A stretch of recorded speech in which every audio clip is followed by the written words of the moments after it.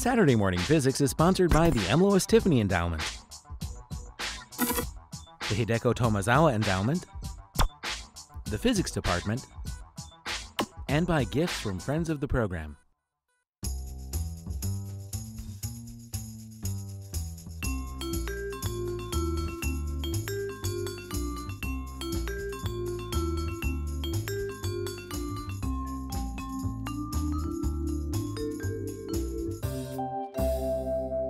What I will do today is talk in several ways about string theory. I'll call it string/M theory most of the time because those are treated a little differently when people talk about them, and they're technically a little different. But for our purposes, they're completely equivalent in all the things I will discuss. So ignore the difference. It's technical and not important. I will show you that the idea that which is frequently presented, that string theory is not testable, is nonsense. I'll show you that it can make lots of predictions, and I'll give you some very concrete examples, including recent prediction of the mass and properties of the Higgs boson. I'll also summarize for you the data that has recently come out. It's a funny situation. I'll make that more clear when I talk about it. The individual detector groups cannot technically claim a discovery, but if you look at their data together, and I can do that, they can't stop me, that is, then it's clear that there is a discovery of the Higgs boson in the past few weeks. So that huge thing is settled, and I'll spend some time on that. And I'll talk about why string theory is formulated in 10 dimensions and how that's a very good thing in terms of its outcomes. Precisely, I will give a little introduction. Then we'll spend some time talking about what we want to know about the physical universe, what kind of questions we want answered. First, is string theory likely to be able to provide real answers about the kinds of questions we really care about the world? Is it really testable? Then I'll give you a cosmological example of a testable prediction, and then the Higgs boson I'll use as the other example, and then I'll take a few topics that usually come up in such things, many universe questions, why 10 dimensions, and I'll save to the end telling you briefly what is string theory. So let's start with some perspective. If you want to understand the physical universe, emphasis on understand, and its underlying laws, it's clear, we know, that you need at least three things. One is you need some rule or rules that hold for any force and any underlying particles that tell how to calculate predictions. So the rules have emerged after centuries of study, starting with Kepler and Galileo and Newton, to be the fully relativistic quantum field theory that was, with pieces written down with the invention of quantum theory and from Einstein. And that was in place actually by about 1930. The modern form written by Dirac then. And there's been no real change in the theory since then, although we understand it much, much better every year. It's complicated, and there's a lot to learn about it. We don't anticipate any change in those ever for the rules. But if you only know the rules, it doesn't help. Here's an example. It's the main equation I'll use today. Most of you have seen Newton's law of motion, F equals ma. That's a rule. It holds for any force, any particle. You put in the force and calculate the motion. So the question is, what forces are there? Newton knew about gravity and not precisely about any other force.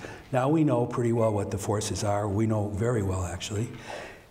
We know that the particles that are the underlying constituents are the quarks that make up protons and neutrons and so forth, and electrons, and there are other particles like electrons, so we call that class leptons, but nothing in detail will matter today about that.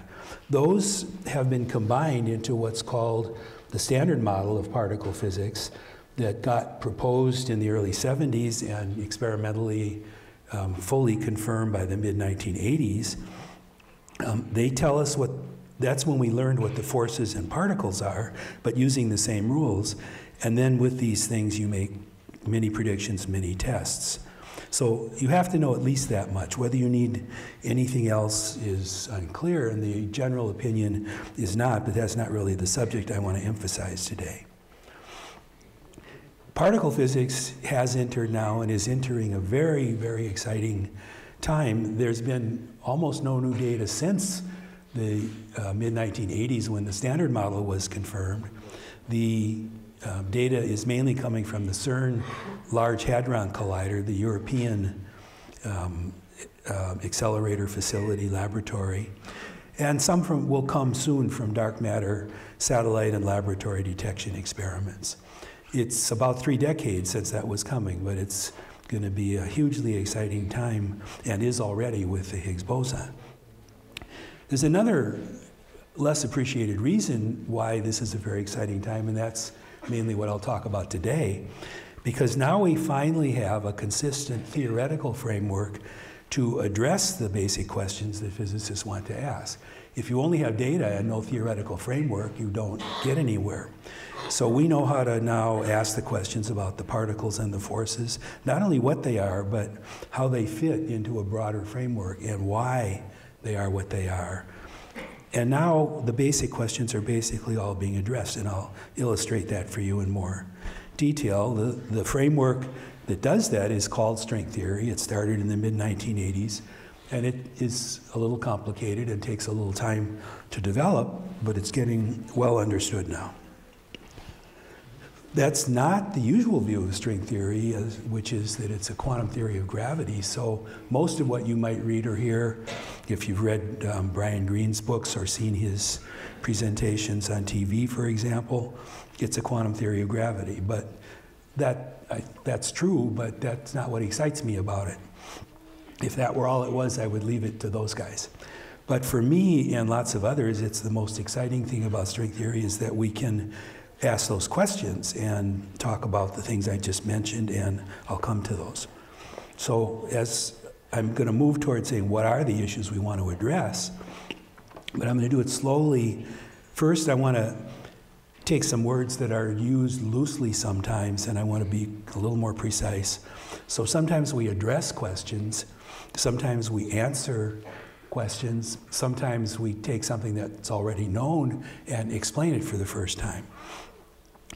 And I'm going to show you what the Standard Model does for a lot of questions, classifying it according to these words.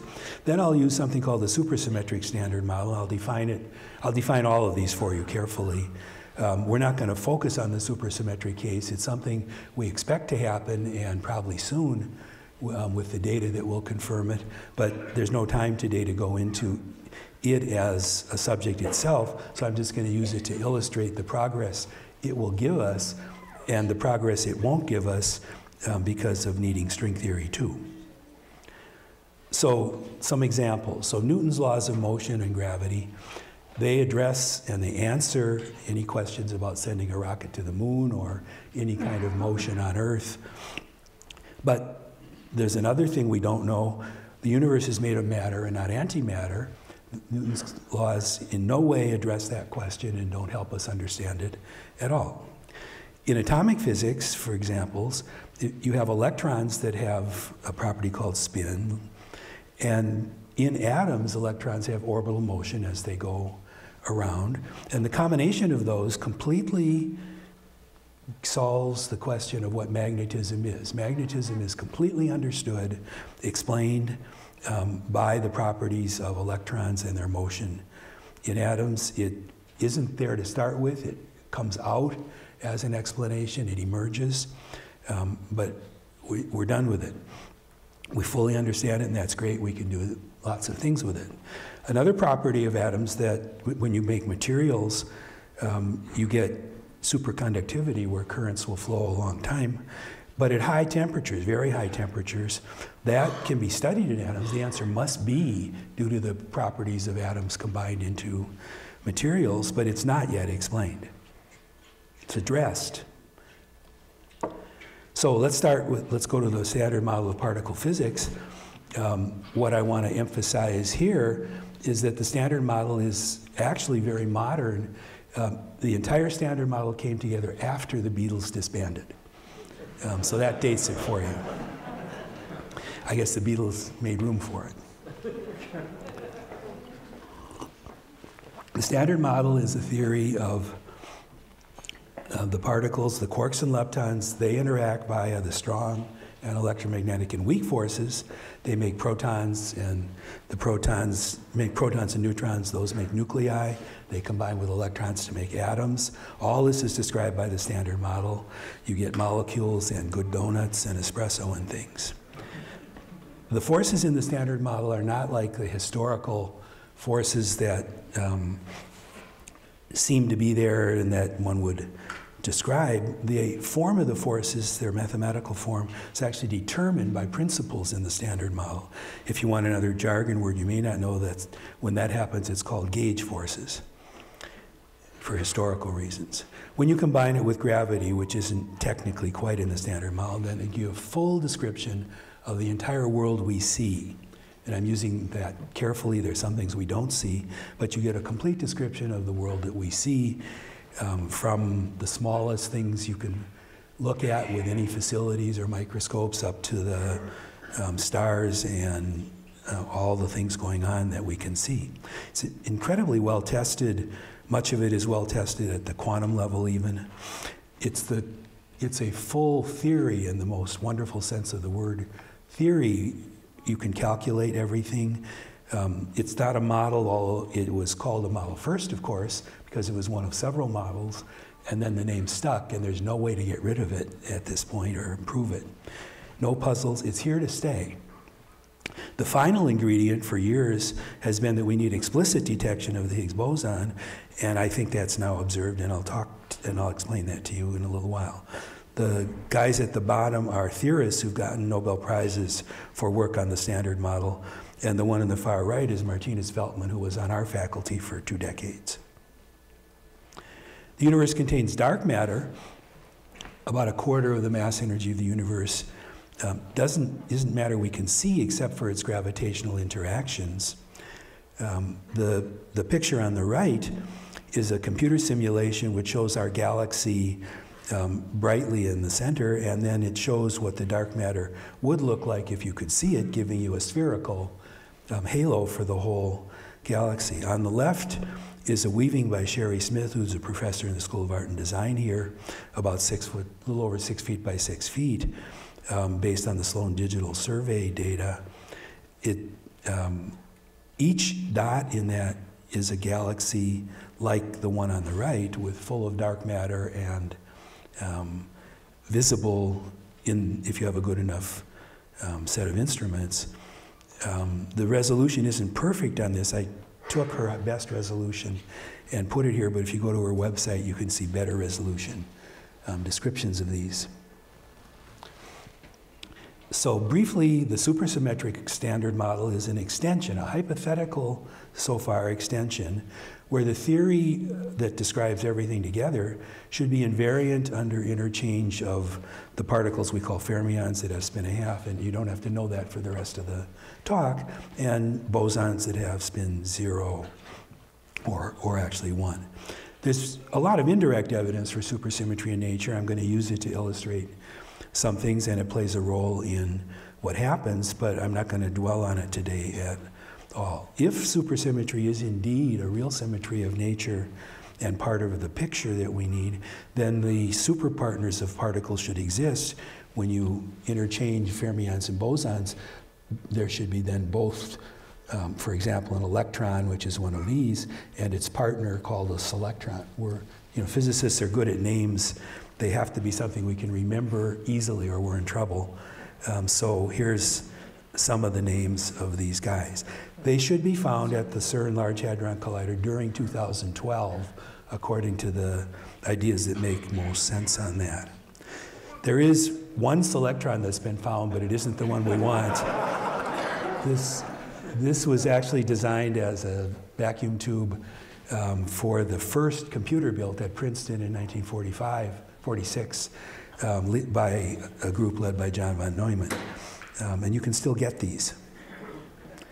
The supersymmetric standard model, to give you an example, does address the problem of dark matter and many other things, but it's because the lightest of the superpartners is typically a stable particle and therefore a very good candidate for dark matter because it is in the universe but doesn't have other kinds of interactions. And the main point I want to make is that if we didn't know about dark matter at all, having that theory would make us think of it and look for it and tell us how to look for it.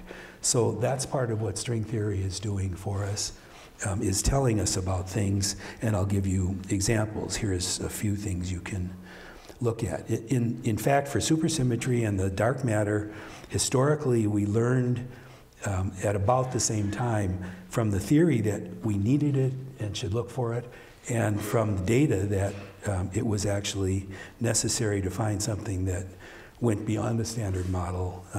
So it was about the same time in the early 1980s. Here's a table that you're not supposed to get any detailed impression of, but it's fun to make this table, and I could make it twice as long or teach a whole course on it. Across the top are questions that well, this column is questions. This is what the standard model says about the questions. 1 check is it addresses it, 2 is that it answers it. Here's what happens if you go to the supersymmetric extension, and here's what happens in string theory.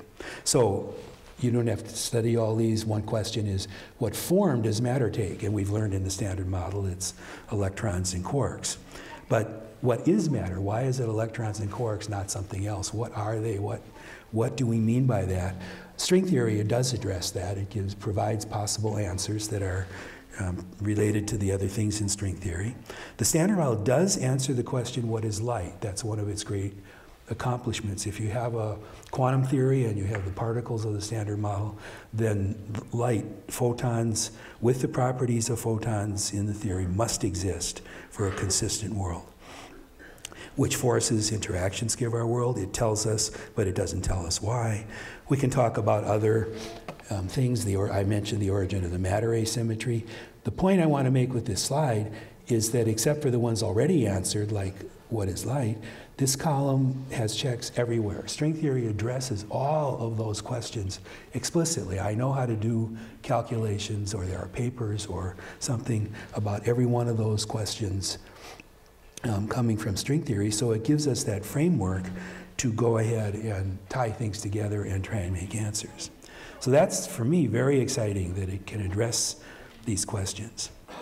But there are lots and lots of books and blogs and papers, magazine articles that put down string theory. They say it doesn't answer things. They say it's not testable. So why are they all wrong?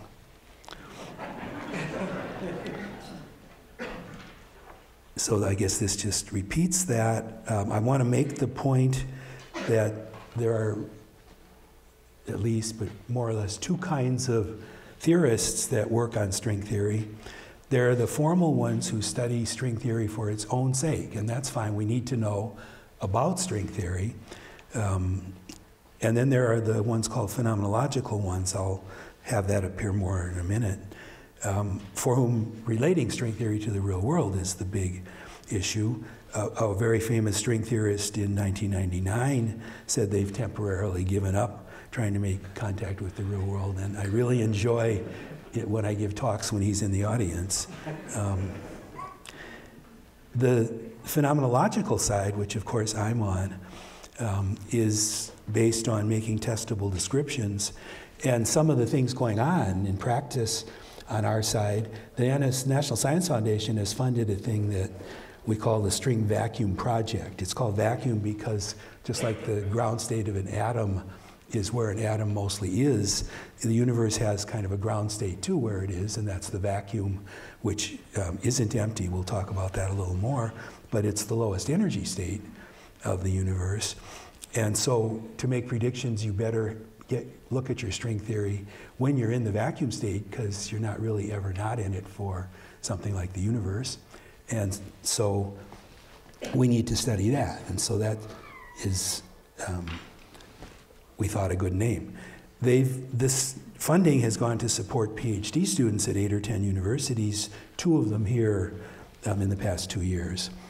Then there are international conferences, an annual international meeting, and the last one was at University of Wisconsin, and the previous one in Paris, and the next one will be this June at University of Cambridge in England. So string theory is too important for not everyone who can do it doing it. It's formulated in 10 or 11 space-time dimensions, and again, the difference isn't important. So to go to our world, you have to separate the, say, 10 dimensions into 4 large ones that form our world. We speak of space and time as 4 dimensions after Einstein, so don't worry about that distinction. And 6 small curled up ones, I'll talk about their size in a minute. The process of doing that, thinking about it theoretically, is called compactification, which isn't a great word, but I hope after this you'll all remember what compactification is about. How large should that curled up universe be? So there's a natural size, which I'll tell you about in a minute. It's called the Planck scale size. It could be larger than that natural size. There's nothing, we don't know yet that it's the only conceivable answer, the only possible correct answer.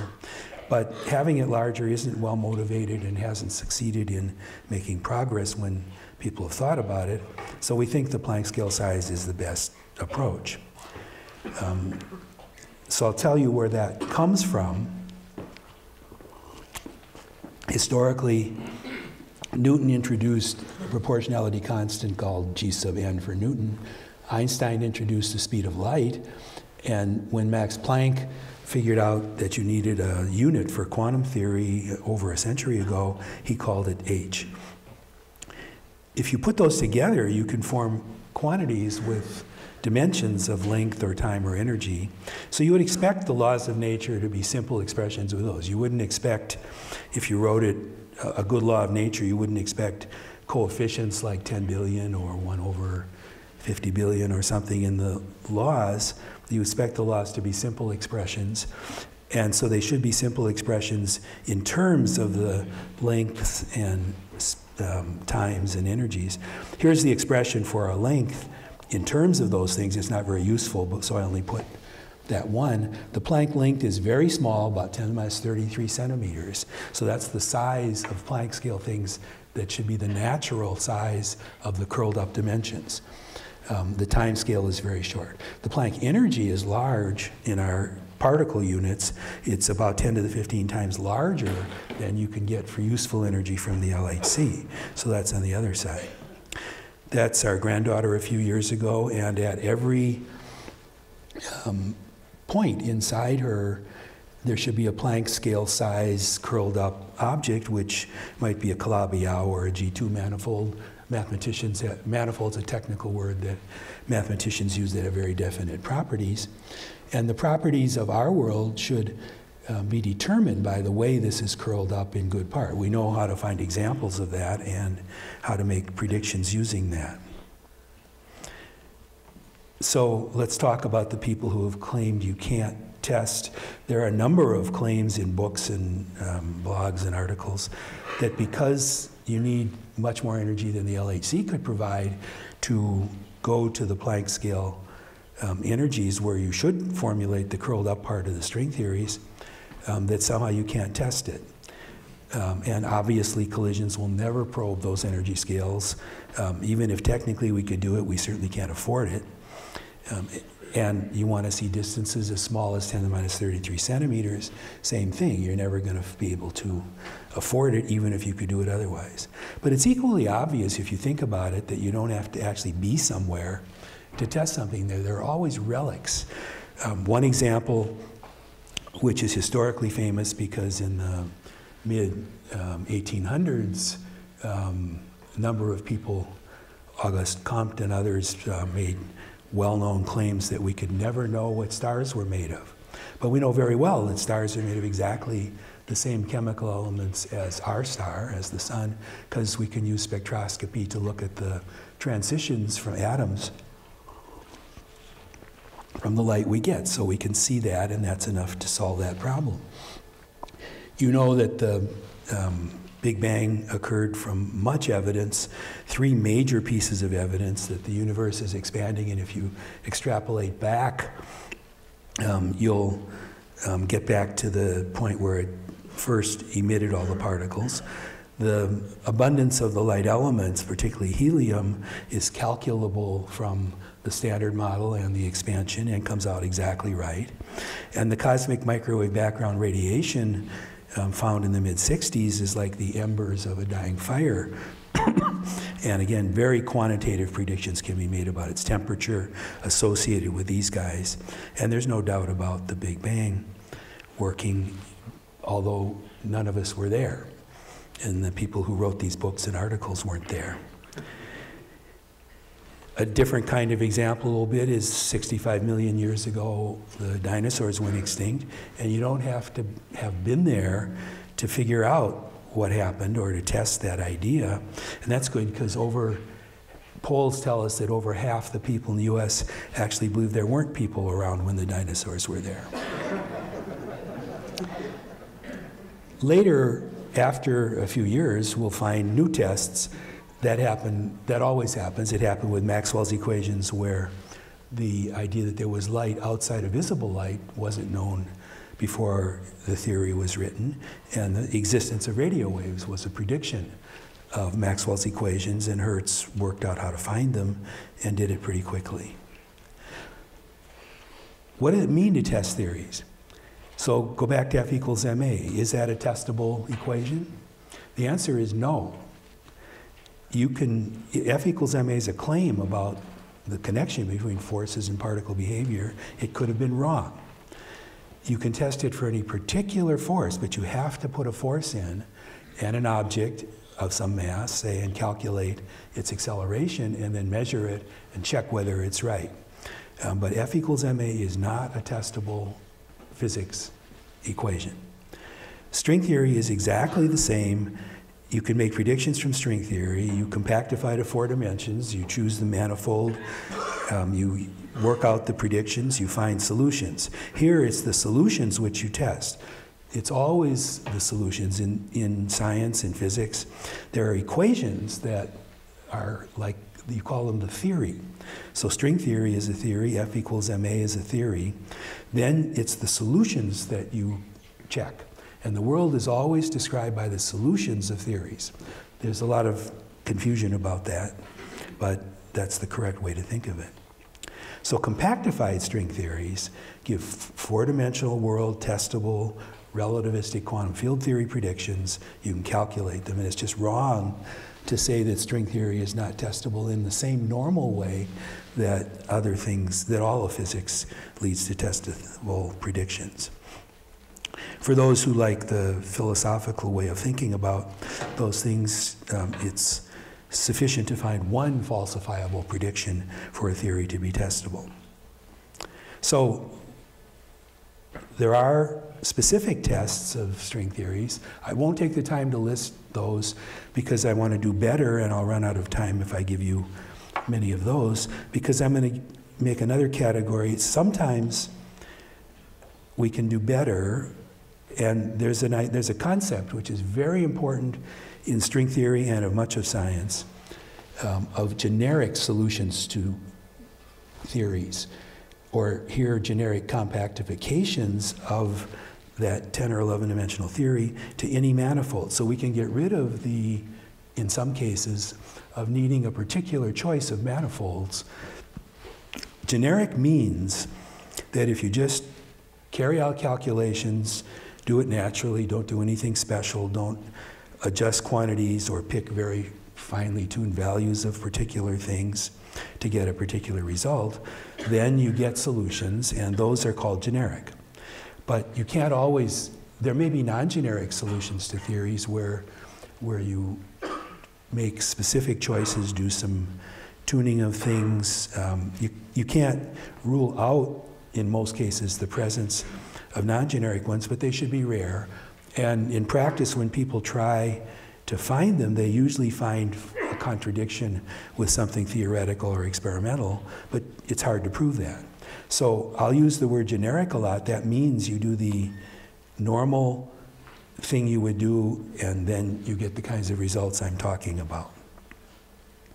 So one generic string theory prediction takes a long derivation, so I'm just going to tell you the result. The prediction is that the universe has what is called a non-thermal cosmological history.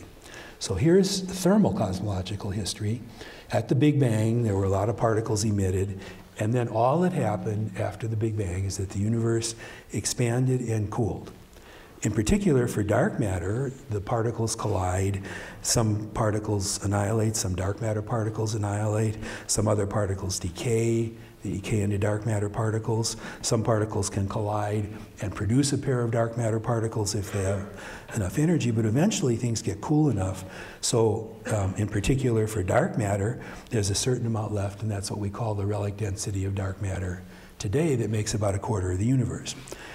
The string theory prediction is, and it's not an assumption, it's a derived, strong, generic prediction, is that additional particles are present related to the curled up manifolds and describing their properties.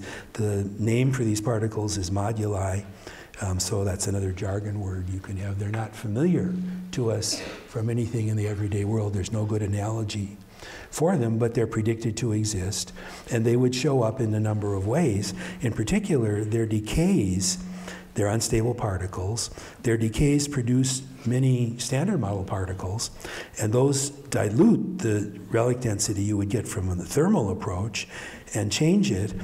At the same time, the moduli decay sometimes into new dark matter particles, so they produce the dark matter in their decays and they wipe out this, and so the history of the universe, this might be a graph, there's a lot of posters of this, so you may have seen this. So the universe has some inflation, then the particles are emitted, and the thermal dark matter freeze out is at this stage of the universe. This axis has time and temperature scales. It doesn't matter very much what they are, but this is about the time elapsed on that distance scale and how much the universe has expanded. What the string theory says is that the moduli decay occur considerably later in this space, much colder universe, longer time.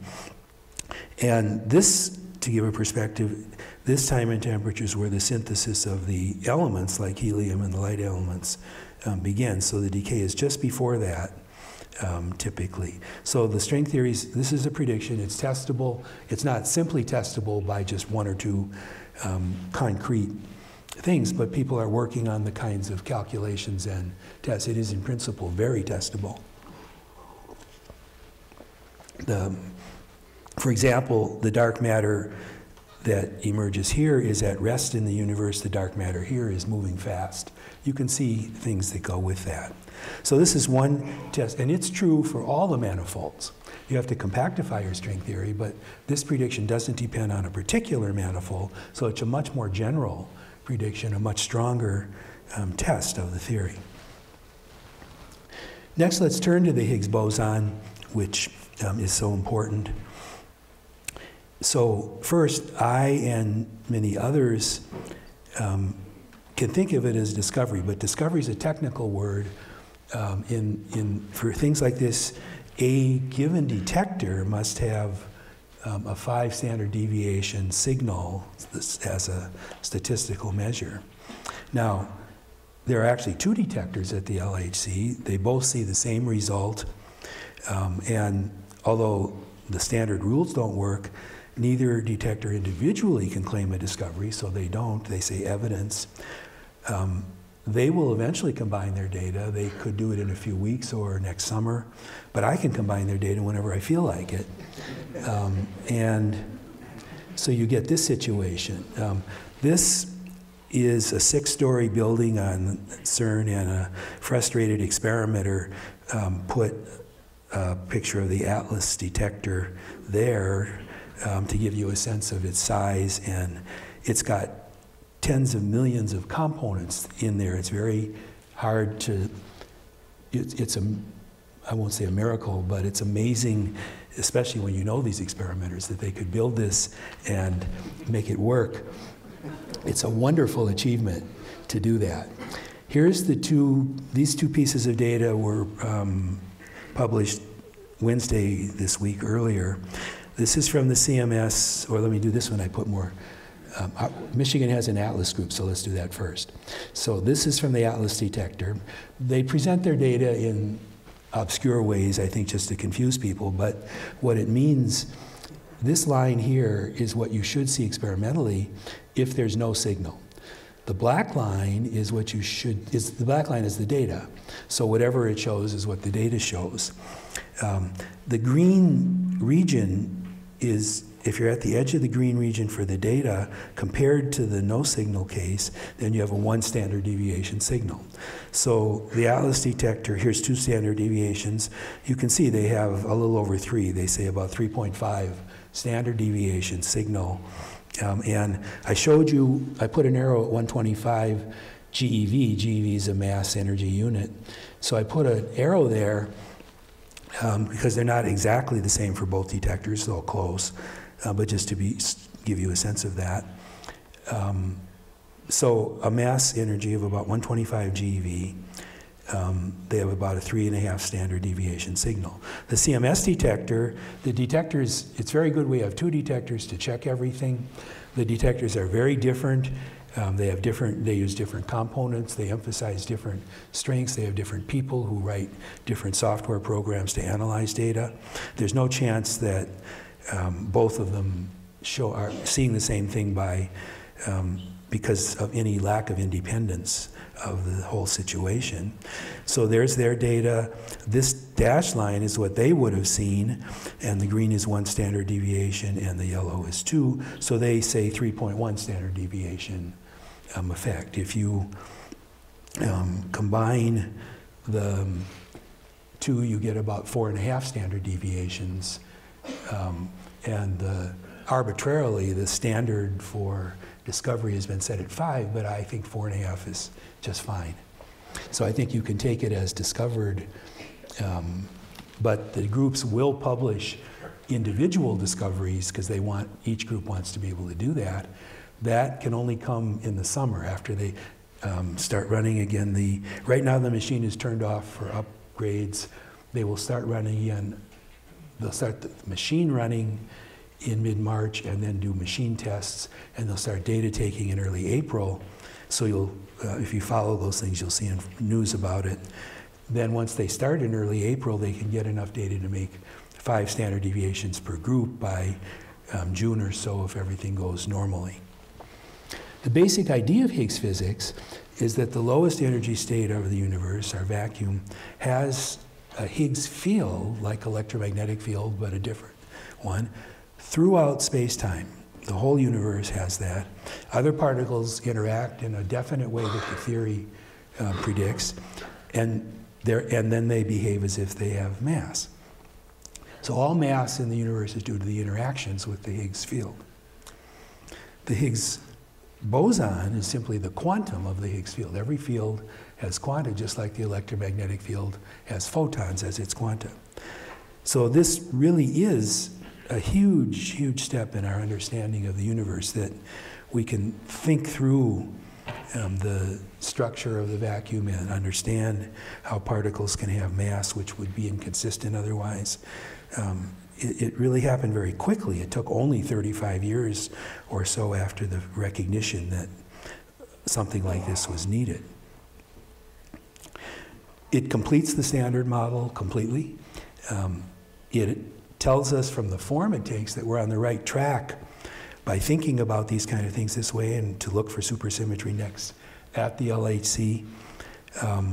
And I and a former student, Piyush Kumar, now at Columbia, and 2 present students, Ran Lu and Bob Zhang, we were able last summer to do a string theory generic prediction. Again, independent of how you compactify, but it doesn't matter which manifolds you use. We could make this prediction of the mass and the properties of the Higgs boson. Here is a slightly more technical slide about it, but not too bad, but it's the only one that technical. So the way you do this is you look for string theories, M theories, that are compactified to 4 dimensions, and you look for the solutions they have. You check that the solutions don't violate any of the cosmological constraints, because some solutions do, and you don't want to rely on those. For example, the nucleosynthesis constraints are important to check. You check that the solutions have the supersymmetric extension, because then they have dark matter candidates and they do lots of good things. You check that they do have a Higgs field in the vacuum, in the ground state of the universe. You look for solutions with those properties. Not all of them do. Once you find that, you find out, and it was a surprise when we found it, that the particles called scalar superpartners, which is a big class of all the superpartners, the superpartners of fermions basically, they all have large masses, much larger than was anticipated. And the fact that their masses are large means that the details of the answers for the Higgs prediction don't depend on the numerical values of those masses at all. The largeness means that the things that would contribute basically drop out of the calculation. So in that set of solutions, which generically are ones that could describe our world, our string vacuum, you can calculate what you calculate is the ratio of the Higgs boson mass to the Z mass in the theory. The Z boson is the one that mediates the weak interactions, and its mass is very well measured.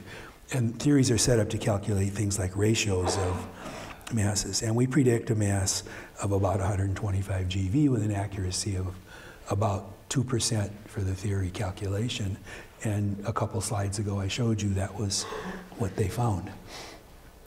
We also found, surprisingly to us, that the boson that is predicted has certain property. The standard model would have one Higgs boson if it fully could explain the Higgs boson stuff, but for reasons that are complicated, the standard model Higgs boson can't be completely correct. You need the Higgs boson of the supersymmetric extension. And that has several Higgs bosons, and so any one of them isn't expected to be exactly like the standard model one, but it turned out that our prediction was that it'd be like the standard model one, which made us nervous. But in fact, that's what LHC turned up, is one that's indistinguishable right now from the standard model one by any properties. It has other properties. It can deviate a few percent, and we know where to look for that, but the accuracy of the experiments isn't good enough yet to do that. So studying all these kinds of predictions, that's how physics has always been done. String theory is completely normal in that sense. We're working hard to make more predictions for the LHC and dark matter and other kinds of experiments. I'll start to end by covering 3 topics briefly that come up all the time in talks and are fun as well. So one of them is about multiverses, lots of universes. It's often called a landscape of universes. String theory has many solutions. I've emphasized that. There really are. We don't know in the string theories if many of them could have universes that last a long time and give rise to dinosaurs on planets or something. In addition to the string theory argument for solutions, it's also known that once inflation occurs at the beginning of the universe, so I won't go into detail and explain that because of time, but if you know what inflation is, once it occurs, it keeps occurring. It's become called eternal inflation because it happens and happens, and so more universes can grow and inflate off of earlier ones, and that's another correct reason why there could be many universes. We don't know how many of them will last a long time or be viable, but that's something that is being studied in many ways. Some people have argued, and the point I want to address here, relevant to our finding our string vacuum and the string theory in the real world. Some have argued that if there are many universes, and people have talked about huge numbers like 10 to the 500 numbers, you'll see that number all the time from one person's estimate. How are we going to find ours? And if you just start writing down 10 to the 500, you'll get really tired before you've looked at too many.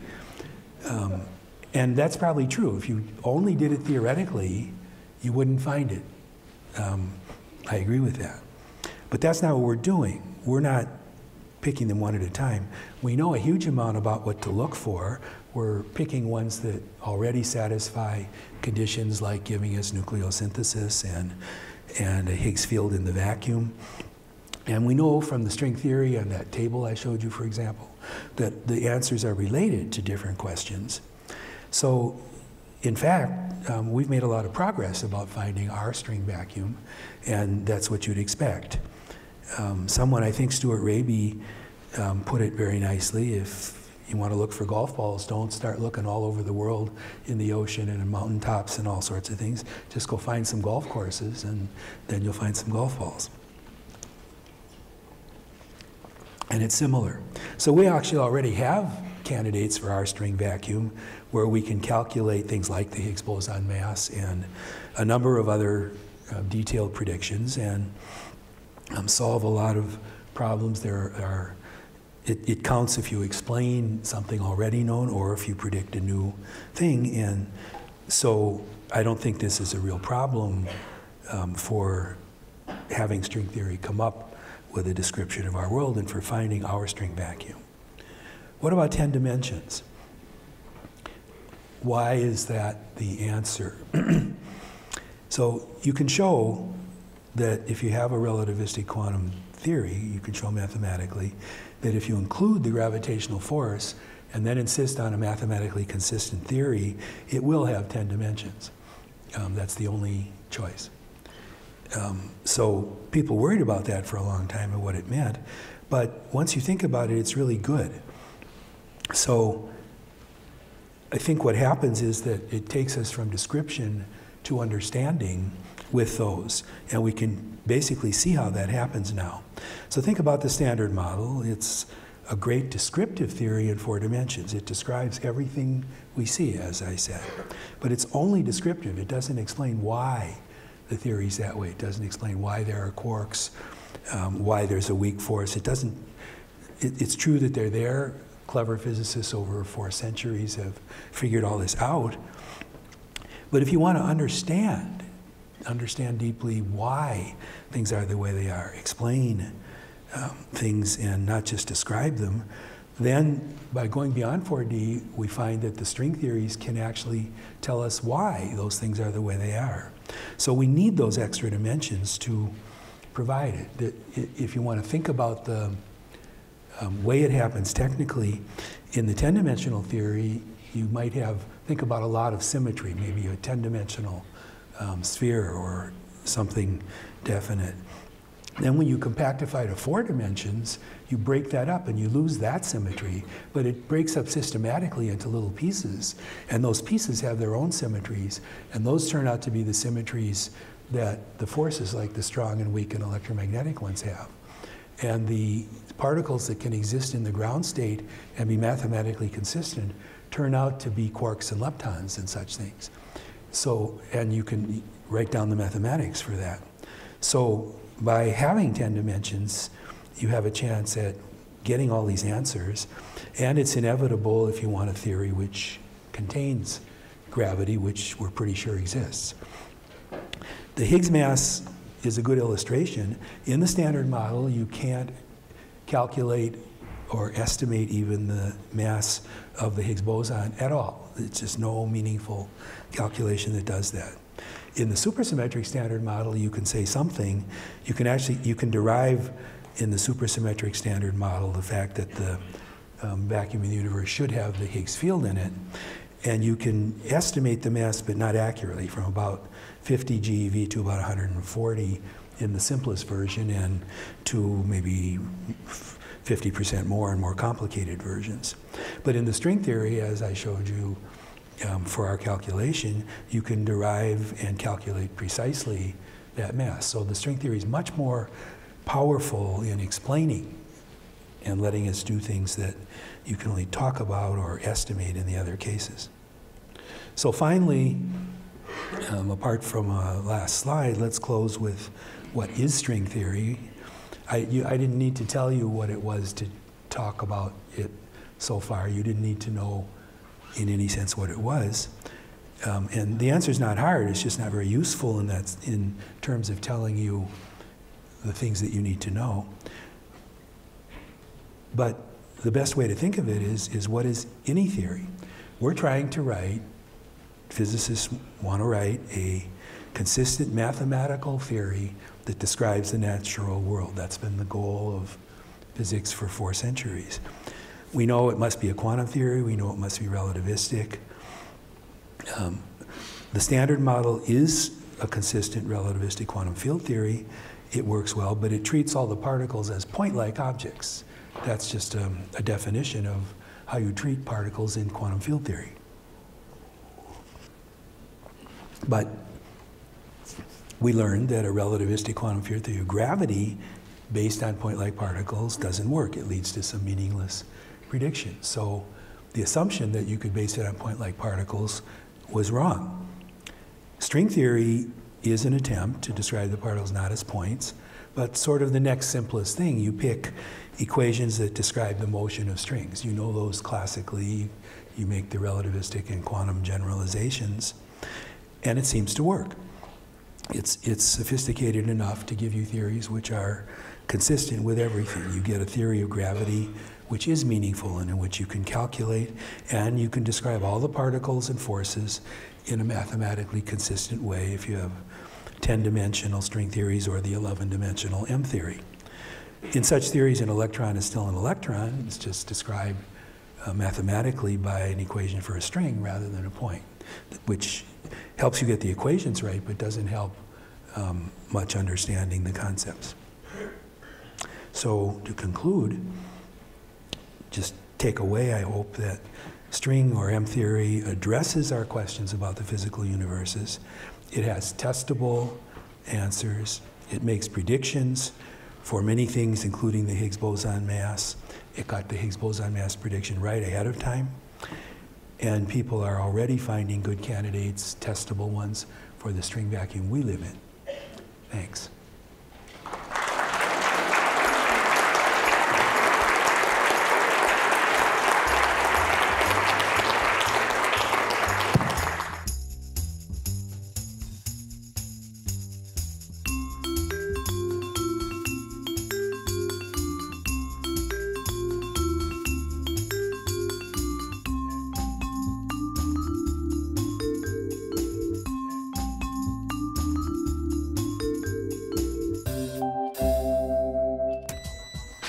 Saturday Morning Physics is sponsored by the M. Lois Tiffany Endowment, the Hideko Tomazawa Endowment, the Physics Department, and by gifts from friends of the program.